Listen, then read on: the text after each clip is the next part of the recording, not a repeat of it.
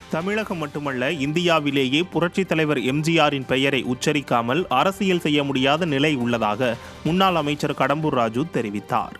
தூத்துக்குடி மாவட்ட ஆட்சியரிடம் மழையால் பாதித்த விவசாய பயிர்களுக்கு 5 ஏக்கர் என்று வரம்பு நிர்ணயிக்காமல் பாதித்த அனைத்து நிலங்களுக்கும் வெள்ள நிவாரணம் வழங்க உத்தரவிட வலியுறுத்தி முன்னாள் அமைச்சரும் கோவில்பட்டி சட்டமன்ற உறுப்பினருமான கடம்பூர் ராஜு மனு அளித்தார்.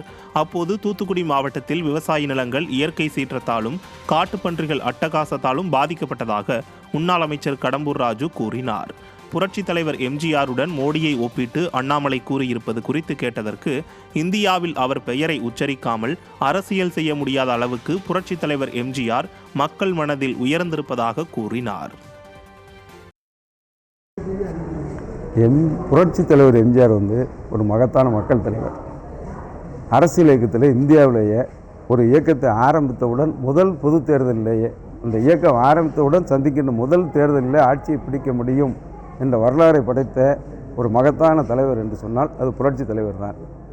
தமிழகத்தில் மட்டுமல்ல, தென்னிந்தியாவிலேயே முதல் தேர்தலில் ஆட்சி பிடித்தவர் மட்டுமில்லாமல் 3 தேர்தலில் தொடர் வெற்றி பெற்று அவர் மறைகின்ற வரை அரசியலில் வெற்றி கொடி நாட்டியவர் புரட்சி தலைவர்.